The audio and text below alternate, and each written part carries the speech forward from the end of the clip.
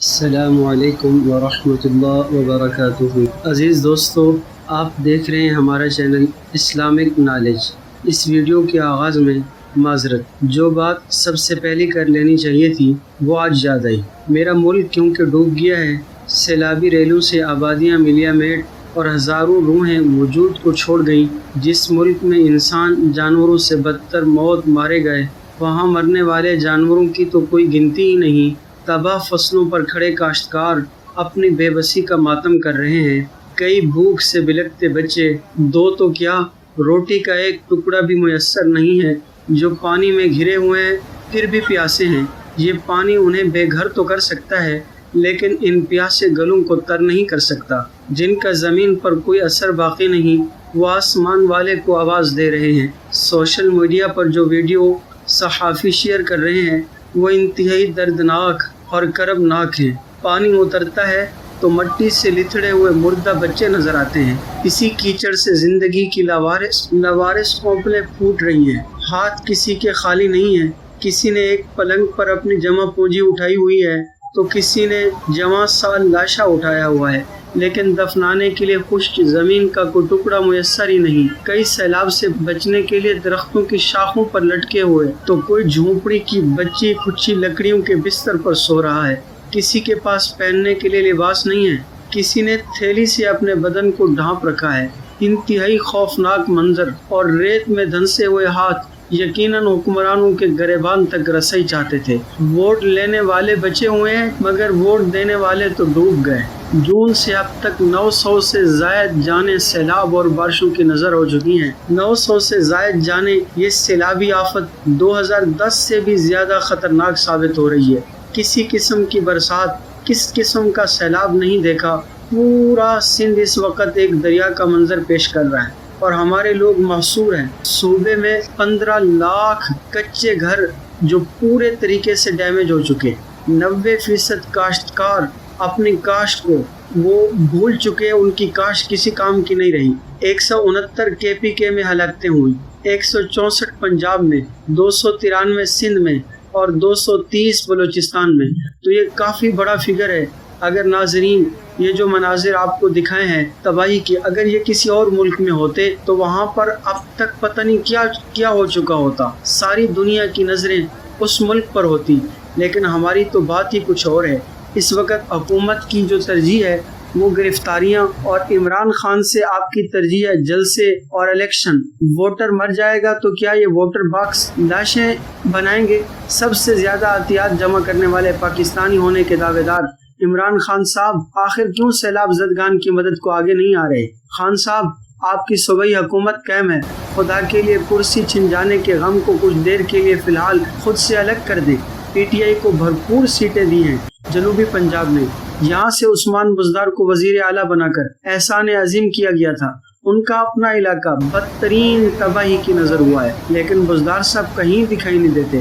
گجرات کے چودھری بنی گالا کی حفاظت کے ٹھیکیدار بنے ہوئے ہیں۔ سیاست کی ہانڈی میں سامان جمع کرنے والے پرویز الہی صاحب کو کوئی تو بتا دے، جا کر ان کے صوبے کے لوگ پانی روٹی کو ترس رہے ہیں، اور ہمارے وزیر اعلیٰ صاحب گجرات کو ضلع بنا کر، ڈویژن بنا کر وہاں پہ دفاتر کے افتتاح کر رہے ہیں۔ افسوس اور صد افسوس ہے۔ وزیر اعلیٰ خیبر پختونخوا عمران خان کے سٹیج کو رون کے بخشے ہوئے دکھائی دے رہے ہیں۔ افسوس ہے۔ وزیر اعلیٰ پنجاب ہوں یا سندھ ہوں، ہو کیا رہا ہے؟ فوٹو سیشن، اس سے زیادہ کچھ نہیں ہو رہا۔ وفاقی حکومت کی بے بسی کا یہ عالم ہے کہ پنجاب سے نون لیگ کے منتخب نمائندے گرفتاری کے ڈر سے اسلام آباد میں بیٹھے ہوئے ہیں، اور یہ ساری چیزیں ایک ایسے وقت میں ہو رہی ہیں کہ جب انہی کے وزیر برائے موسمیات تبدیلی مزید بارشوں کا سلسلہ، مزید تباہیوں کی پیشن گوئی کی خبریں سنا رہے ہیں۔ جیسے عوام ہے، عوام کا کسی کو احساس ہی نہیں ہے۔ ہم خود کو مسلمان کہتے ہیں، کلمہ پڑھتے ہیں، خود ایثار اور قربانی کا جذبے کے نعرے لگاتے ہیں، لیکن مانتے صرف شیطان کی ہیں۔ جہاں ملک بھر میں ناظرین اس وقت تباہی ہے، بربادی ہے، لاشیں ہیں، ابھی تک وہاں پہ مال غنیمت کے طور پر تاجر مزید مال بنا رہا ہے۔ خیمے سستے ہونے کے بجائے مہنگے کر دیے ہیں، پھر کہتے ہیں قدرتی آفات آخر آتی کیوں ہیں؟ ہمارے اپنے اعمال جو ہیں اس کی وجہ سے یہ قدرتی آفات آتی ہیں۔ عزیز دوستو، اصل میں آپ کے سامنے درد رکھنا تھا ان خاندانوں کا جن خاندانوں کے پاس آج رہنے کے لیے چھت نہیں ہے۔ آپ یقین جانیے، میرے ایک جاننے والے تھے، ان کا گھر سیلاب کی نظر ہوا اور ایسے طور پر بہا ہے کہ اس میں ان کی بنیادیں بھی باقی نہیں رہی ہیں۔ عجیب تباہی کا وہ منظر تھا۔ رات کے 12 بجے وہ اپنے سر پر اپنی ضرورت کی چیزیں لے کے کھلے آسمان تلے اور زور کی میںہ اور بارش میں معصوم بچوں کو لے کر تھر تھراتے رہے۔ وہاں سے نکلنے کا بھی کوئی راستہ نہیں تھا، سر چھپانے کی کوئی جگہ بھی نہیں تھی، اور ان کی ساری زندگی کا سرمایہ یوں ان کے سامنے پانی میں بہتا ہوا جا رہا تھا۔ اے کاش کوئی ہوتا کہ جو ان کی آنسوں پوجھ لیتا، کوئی ہوتا جو ان کو آج ان کے گھر کی نشاندہی تو کر کے دے سکتا کہ آپ کا گھر تھا کہاں پہ۔ عزیز دوستو، میں آپ سے گزارش کرتا ہوں، آگے بڑھیے، آج موقع ہے۔ اللہ جل شانہ نے آپ کو، آپ کی اولاد کو، آپ کے گھر کو آفت سے بچایا ہوا ہے۔ اپنے بچوں کا، اپنے والدین کا، اپنے گھر کا صدقہ نکالیے، اپنے گھر کا صدقہ نکالیے کہ اللہ نے آپ کو اس بڑی آفت سے محفوظ فرما دیا ہے۔ اچھا، اس سے بھی زیادہ ہم سب کو یہ بات معلوم ہے کہ تمام مسلمان ایک جسم کی مانند ہیں۔ المؤمنون کجسد واحد ان اشتکا عینہ اشتکا کلہ وان اشتکا رأسہ اشتکا کلہ۔ مسلمان تو ایسے ہوتے ہیں، اگر اس کی آنکھ میں درد ہو تو پورے بدن میں درد ہوتا ہے۔ ایسا نہیں ہوتا کہ آنکھ میں درد ہو اور باقی بدن سو رہا ہو، ایسا بھی نہیں ہوتا ہے اگر آپ کے سر میں درد ہے اور باقی بدن مزے لے رہا ہو، کبھی ایسا نہیں ہوتا۔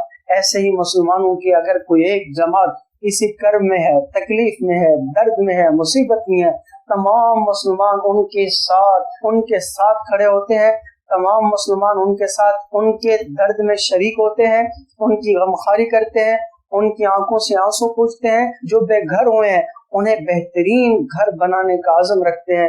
مجھے یقین ہے میرے یہ پاکستانی نوجوان، میری یہ پاکستانی قوم اور یہ مسلمان آج بھی ایک ہے، اور انشاءاللہ میں 100% یقین رکھتا ہوں اللہ تعالیٰ کی رحمت سے کہ انشاءاللہ ہمارے یہی پاکستانی اٹھیں گے اور سیلاب زدہ علاقوں میں جائیں گے۔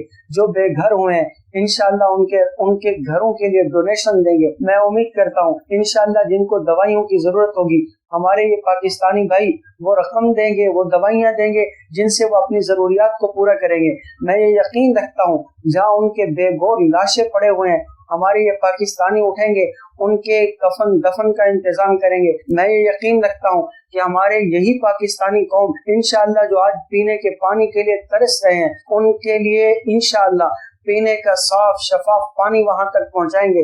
انشاءاللہ یہ ہماری پاکستانی قوم وہاں تک راشن پہنچائے گی۔ اور آخر میں ایک ضروری گزارش کرنا چاہتا ہوں، اگر آپ خود جا سکتے ہیں سیلاب زدہ علاقوں میں خود جائیے، خود جا کے ڈونیشن دیجیے، لیکن جو مین شہراؤں پہ کھڑے ہوئے لوگ ہیں یہ پیشہ ور لوگ ہیں، اکثر ان کو اپنی ڈونیشن نہ دیجیے۔ جو اصل متاثرین ہیں سیلاب سے ان تک پہنچیے، اور انشاءاللہ ہم اپنی اس ویڈیو میں وہ نقشہ بھیج رہے ہیں تحصیل توسہ کی وہ تمام بستیاں جو اس سیلاب میں متاثر ہیں۔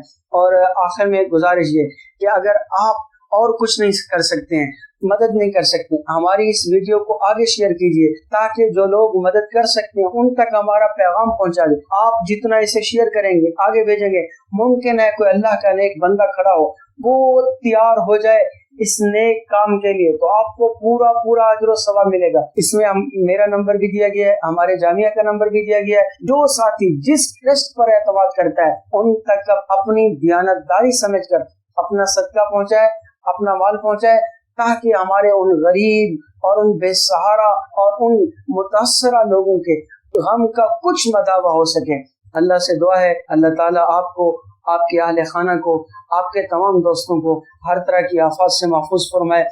اس ویڈیو کو ضرور آگے پہنچائیے تاکہ ہمارے حکمرانوں تک بھی یہ بات پہنچے کہ ہمارے ملک میں کس قدر تباہی پھری ہے، اور یہ ابھی تک حکومت گرانوں کے چکر سے، یہ جیل خانوں سے اپنے عدالتیں نکالنے کے لیے، جیل خانے بھرنے کے لیے یہ ایک دوسرے کی ٹانگیں کھینچ رہے ہیں۔ اللہ سے دعا ہے اللہ تعالیٰ ہمارے حکمرانوں کو بھی ہدایت دے، ان سیلاب زدہ لوگوں کی مدد کریں۔ اللہ آپ سب کو ہمیشہ حفظ و امان میں رکھے۔ اللہ ہم سب کا حامی و ناصر ہو۔ السلام علیکم۔